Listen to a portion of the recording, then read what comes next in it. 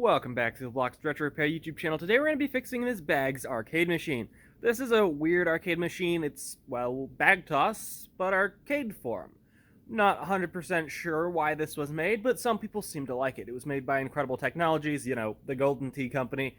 And the main issue with this one is the monitor. The monitor doesn't seem to work. So we're going to go ahead and recap it, and hopefully that will fix our issue. I believe the motherboard might have a few basic issues, RAM issues, I don't know. We need to fix the monitor first, and then we can find out. Now, I've already went ahead and pulled the chassis out of this monitor, and already sent it through an ultrasonic cleaner and dried it, just to get all the dust and dirt off of it. And here is the chassis. As you can see, the flyback is removed because I was ultrasonic cleaning it, and I don't like leaving that soaked in water, because I don't know if that's gonna just, you know, fill up with water. So I always just disconnect that and don't put that in the ultrasonic cleaner. But everything else has been ultrasonic cleaned and dried, so it looks beautiful now. Now we can go ahead and replace all of the caps. So now we sit here, we desolder our capacitor, we put a new one on. Got my cap kit here from arcadepartsandrepair.com. That's where I usually get my cap kits. They seem to be pretty good usually, so that's what we're doing. And there we go, we are fully recapped, so let's throw this thing on its metal frame, and then throw this thing in the actual arcade machine, power it up, and see what happens. Chassis is mounted in the machine, so let's plug it in and see what happens. I did notice, however, the VGA port on that motherboard is a little bit loose, so if it doesn't work, we're going to look at that first. But let's plug this machine in and see if anything blows up. We could have screwed something up really badly. Okay, yeah, that's not right. Let's play with some settings, see if we just have some settings set wrong. So this is what we're getting. This obviously isn't right, but this also looks like this could be a graphics issue with the computer, not so much the monitor. So what we're going to do is we're going to grab this VGA cable and plug it into a monitor. If it displays correctly on that monitor, it's either an issue with this PCB or the monitor. If it displays bad on the LCD, we know it's an issue with the motherboard. Okay, so it looks like we're working on the flat screen, so maybe we have an issue with either this board or how we have it connected to the CRT. I'm going to check, make sure I put that video connector on the right pins. Looks kind of like a sync issue, weirdly a horizontal sync issue. There's no horizontal hold pot on this, which is also suspicious. I guess we'll have to figure out where in the world our horizontal hold adjustment is. Let's just take another look at this PCB. Well, the chassis, I guess you'd call it. I'm not entirely sure why it took me so long to realize, but where's my diode? Yeah, that's going to be a problem. That diode is completely demolished. Well, I'll have to order that diode. We're going to steal a diode 507 from this one here. I just marked it so I remember. This is a U7000, not a U7, a U5 or a U2000. I'm not 100% sure what chassis, but it has the same diode, so we're going to steal that diode, and then I'll remember to replace that someday. Ow! Okay, so that's the first time I've actually been hit by a CRT tube. Holy shit, that hurt. I discharged the tube when I removed the anode cap. That was fine. The issue, I guess, was, you know, it's a capacitor. It somewhat rebuilds its charge. I didn't leave the screwdriver in it long enough to fully discharge it. So when I went to hook the anode cap back up, I stuck my hand up there and ka-whap. Luckily, it was probably only a few thousand volts. Honestly, it hurt more when I slammed my fist into the wall after I got hit by that voltage, but ow. Properly discharge your CRTs. They are incredibly dangerous. Okay, monitor chassis is reinstalled. Let's see what happens to the monitor now. See if we still have garbage on the screen. I mean, technically, that diode might have just been a completely different circuit and had nothing to do with the fact we had garbage video. But I have a feeling it probably might have affected something, but apparently not. What the fuck? Well, apparently that diode does not fucking matter because, well, okay, so I'm gonna be honest. I don't know how much of that diagnosing I'm going to cut out. Just know, I spent a long time diagnosing this. As it turns out, the answer is the I/O board. It is set to output VGA quality, not medium res monitor quality, which is what this monitor is. I'm an idiot. We just need to change that dip switch setting. As you can see, we just have that one on. That one on is a VGA mode. We have a medium res monitor. No fucking wonder. Oh my god. I'm an idiot. I got zapped by a CRT tube for nothing. Doesn't look great, but we have video. So now let's see if I can get this to a actual, like, color test mode so I can properly calibrate everything. Are you fucking kidding me? My test button is broken off. What the hell?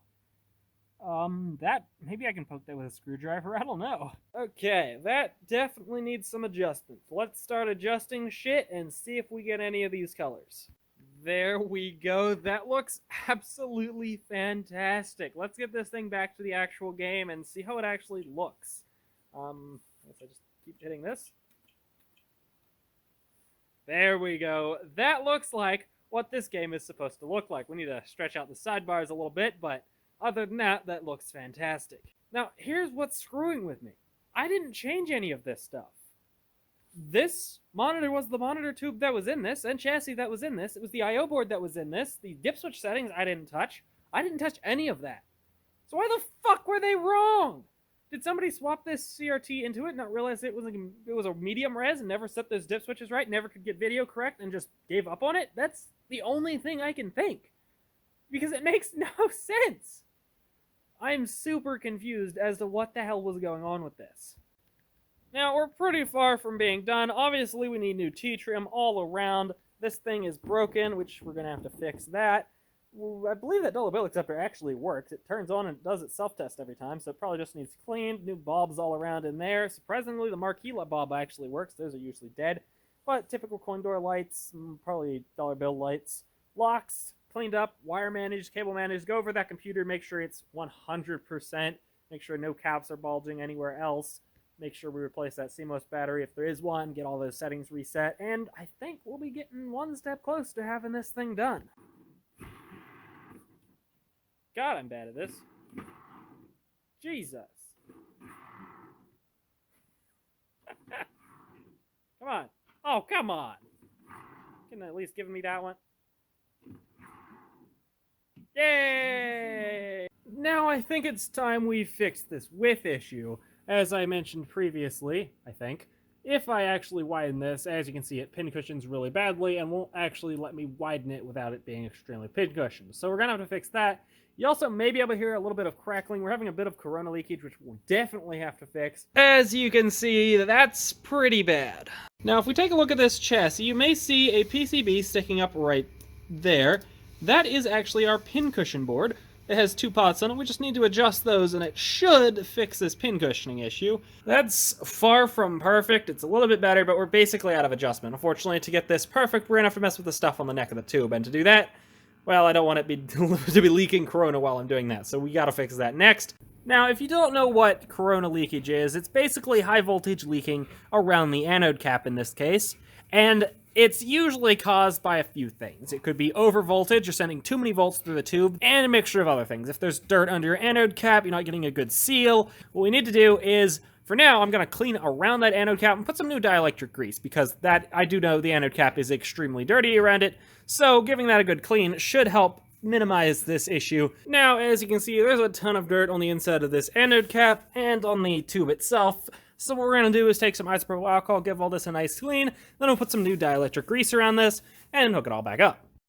And there we go, nice and clean. Now, this is where you'd put dielectric grease on. Unfortunately, I can't find my tube, so I'm going to have to get another tube. But honestly, as long as your anode cap is in good condition, you really shouldn't need it. It's more of a preventative, but once I get some, we'll definitely add some to this. But hopefully we won't need it for now. Now, what I'm going to test now is actually the B+ voltage. I would explain how to do this, but it's one of those things, if you can't Google it yourself, you shouldn't be doing it because this kind of voltage can and will kill you. We're talking about 100 volts DC, which can and will kill you. So if you don't know how to do it, look it up, make sure you understand it, and don't fuck around because you can very much die from this. And it looks like we are sitting at 121 volts on the B+, which is a little high. I believe it's recommended around 117 for this chassis, somewhere around there. But I believe under 125 is fine for this chassis. It's really difficult to adjust because they epoxied the ever-living hell out of the pot that adjusts the B+ voltage. So basically you have to replace that pot if you actually want to adjust it. And being so close to the 117 and not over the 125, we should be just fine. We also have not had any corona leakage since we cleaned out that anode cap, so I believe we're, well, good to go. And there we go. We are looking pretty damn good for a Golden Tee machine. Oh, fuck. Come on. Hey. 1 point. Now what we're going to work on is actually this control panel. If you look over there and right here, it has unfortunately been ripped away from where it should be mounted. That is very unfortunate. It's definitely something we're going to have to fix. It also has what looks to be some wood glue of somebody trying to repair this previously. This is why you need to have this thing latched, even if it's in a home environment, because it's not just to prevent somebody from opening it up. That adds an extra mount point on this thing to keep it from being yanked down and ripped off of these boards, because all that holds it onto that board is a little bit of glue and a few air nails. And here we can get a better look at that damage, and it definitely has been attempted to be repaired previously because they used drywall screws to reattach it, and then obviously it just ripped off again. After taking a closer look at this, you can see it's been broken multiple times and re-glued multiple times. It's just going to continue breaking. This melamine is soft, and you have to wood harden the whole thing.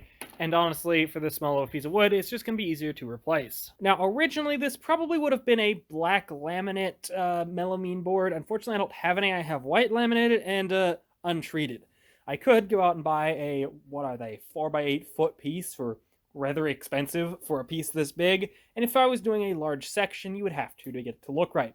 But for a small section in a low visibility area under the control panel, a untreated piece painted black will work, just fine. You won't be able to tell. Now, you don't want to use a treated stuff. You don't want to paint treated stuff like this, laminated, unless you do a lot of prep work to the surface. The paint will start peeling off very quickly.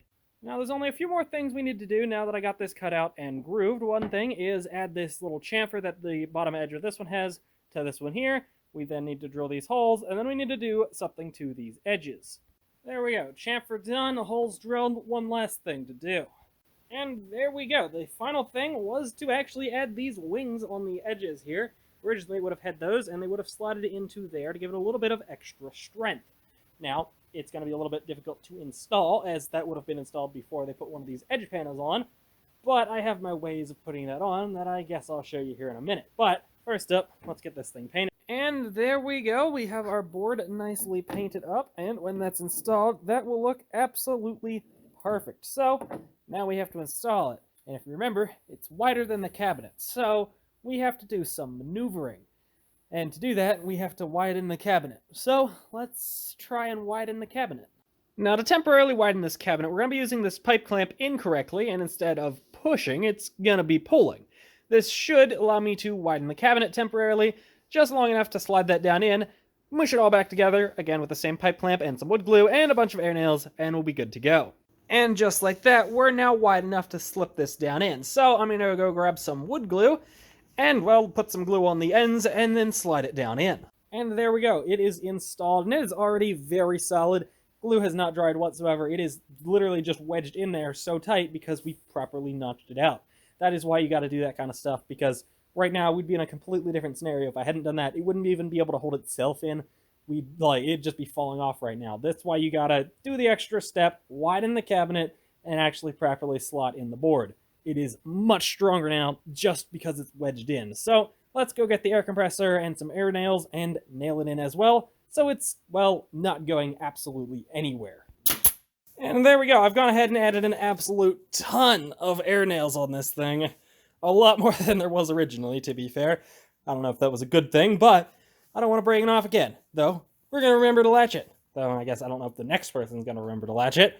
But remember to latch it. So now let's mount the hinge and put the control panel back on, and we should be done with the control panel. And there we go. That looks absolutely incredible. This thing is solid as a rock. It's not even latched it down yet, but we'll do that because that's very important. It's not even that big of a deal to latch it down. All you have to do is pull the whole control panel out like this.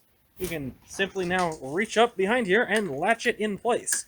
And then, technically, if you really want access to it that bad without having to pull it away from the wall, you can just leave this part unlatched. Because if this part is unlatched, it doesn't matter. As long as it's not in a public place or somewhere where somebody might break into it, it does not matter if you leave this part unlocked. But this part, you cannot leave unlocked, or you will possibly break that board. Now it's time we go ahead and move on to the inside. As you can see, this is an absolute mess. This computer isn't even fully mounted correctly. We're still running a hard drive, and just cables are everywhere, or else it don't have the cover on the computer. A bunch of things that all need to change. The first thing I'm going to do is actually remove the computer and associated wires and clean this thing out. There's a lot of dirt, there's just a bunch of loose hardware, there's even some wiring that doesn't appear to actually go to anything. Originally I was thinking maybe that was for the original monitor, but it's a different gauge wire, so maybe this is the third monitor that's been in this machine. There we go, we got the cabinet cleaned out, we got the Nighthawk out. Now we're going to do some cable management. We're going to use some zip tie some cables together, make this look a little bit cleaner. There we go. Now it's time to start cleaning the outside here. It's pretty dusty. We're going to have to replace the T-trim at some point, but I don't have enough on hand, so we'll have to wait on that. But for now, we can get the cabinet itself cleaned up. There we go. Nice and cleaned up. Now, there's actually one more issue we need to fix with this monitor. It keeps losing, well, colors. It just lost red, but the issue is it'll lose red or green, and you'll just completely lose those colors unless you pull on this cable. Then you get those colors back. So we either have broken solder joints on the motherboard, or the pins on this connector have spread out. And sure enough, it's cracked solder joints. Not sure how I missed that, but let's reflow those joints and this should be good. There we go. Now our colors seem to be nice and solid. No wiggling seems to cut them out. So we should be good. We are pretty much done. Now it does need new T-trim all around. As you can see, that'll definitely improve the look of this machine. But I unfortunately don't have any on me right now. I also need coin door lights as, well, they're bad. I'll have to throw some of those in there. We need locks. The dollar bill acceptor actually works. I tested that, so that's all good. Slap a back door on this thing. Locks, T-trim, lights for the coin door, a new CMOS battery, and we're pretty much ready to sell this thing. I'll have to put an SSD in it. It's already a SATA hard drive, so that's literally just dropping an SSD. I had somebody on TikTok complain that I was putting an SSD in these machines and not leaving the hard drive because the SSD could lose data after so many years of being powered off. And it's like, sure, in theory, I've never seen that happen. It's got to be powered off for like 10 plus years for that to happen. There's a much better likelihood of that hard drive just randomly dying one day, or more likely when somebody buys a machine, trailers it home, bounces all the way home, hard drive's dead when they get home. I don't want that to happen. It's so much better to just put an SSD in it. Sure, if they leave it unplugged for 10 plus years, it'll die, but the likelihood of that happening is incredibly low. Something else is going to be bad with the machine if somebody just lets it sit for 10 plus years unplugged. Most likely. And also, there's backups of these images online. If the SSD does happen to die in 10 plus years when somebody goes to restore it again, they can burn a new one. It doesn't matter. There's a much higher likelihood of that hard drive just randomly failing on somebody, like, next week. So, it also boots so much faster on an SSD. But if you like what you saw, please leave a like and subscribe. Which one of these machines is gonna be next?